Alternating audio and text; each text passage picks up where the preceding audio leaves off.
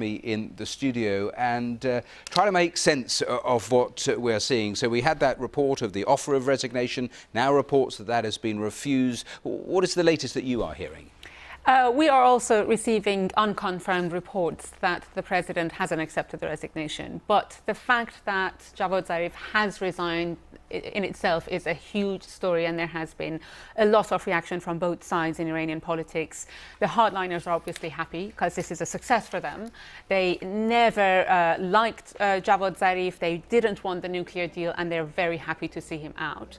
On the other hand, there are many people who are supporters of President Rouhani and Javad Zarif, and they wanted the nuclear deal, who are begging him to stay. So we can see that both sides have been very vocal about this. So in a sense, this is the backwash of Donald Trump walking away from the Iran nuclear deal and where that left basically the architects within Iran of their part to it. Is that right? Exactly. So he hasn't been able to deliver at all, and he's under pressure from all sides. A, President Trump withdrawing from the nuclear deal. B, from the hardliners who didn't trust this deal from day one, and they have been proved that they were probably right. And the fact that Foreign Minister Zarif wasn't involved in Iran's regional policy making. So yesterday, the Supreme Leader had a meeting with Bashar Assad, the Syrian president, and the members of his inner circle were invited, and the president was invited, and Foreign Minister Zarif was not invited to that meeting. And I think that's the reason he got so upset he couldn't take it anymore. Rana, fascinating where you started when we started talking, because we were talking moments before we came on, and you were cautioning about this whole report that the resignation had been rejected, and making the point that it wasn't on Rouhani's own Instagram report account, which was the original report. Virtually in the last 10 seconds, as you were saying that, the Reuters news agency now saying that that report that the resignation had been rejected is wrong and has been withdrawn. The Instagram account they cited was run by his supporters and not the president's official account. So exactly what you were saying to me. So it's still very much in flux what the situation is, but very clearly his supporters would like him to stay. The hardliners, as you say, would like him to go.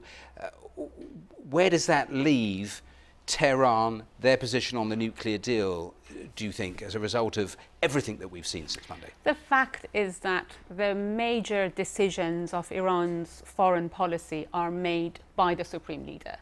And this is the main reason behind Foreign Minister Zarif's resignation. His hands are tied. He can't make any decisions. The hardliners are the ones who are pushing Iran into more extreme policies. And he's decided that, okay, if there's nothing I can do about this, I might as well leave. It's not going to look good. It's not going to strengthen Iran's position, especially because they're now negotiating with the European Union to keep one channel of communication and economic cooperation with Europe. So it's not going to look good, but he's had enough. We were talking in the last hour to Lise Doucet, who made the point what a skilled politician he is, and potentially it could be a manoeuvre by him in a sort of power play to offer up the resignation and see where the cards actually fall. Do you go along with that assessment that that could be part of his consideration?